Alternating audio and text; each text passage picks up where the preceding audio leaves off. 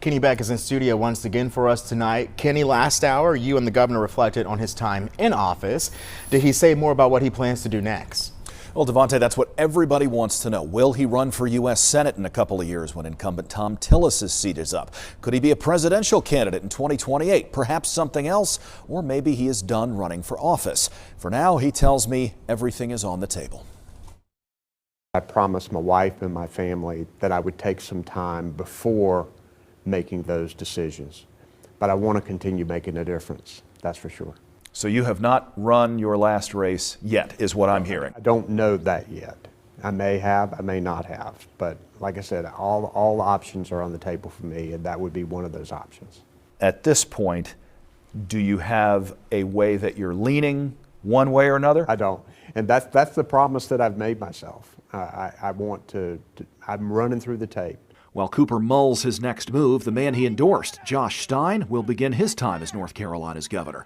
Cooper says he doesn't know exactly how he'll be different from him, but believes Stein will blaze his own path. The advice I've given him, never give up. Continue to pursue the things that you know are right.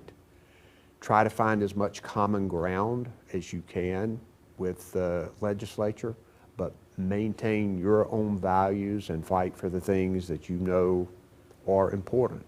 Cooper will be leaving office a little more than 3 months after the remnants of Hurricane Helene claimed more than 100 lives in western North Carolina. There are people who hold you responsible for slow recovery. What would you say to those folks? Well, first we have to remember the progress that we have made. This is the most devastating storm that's ever hit North Carolina in a place that is very difficult to access.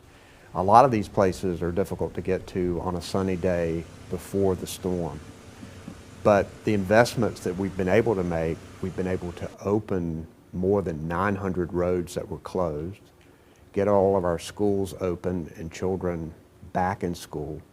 There are thousands of people that have been put up in temporary shelter, hotels, Airbnbs, gotten power and communications restored, and many businesses are opening back up.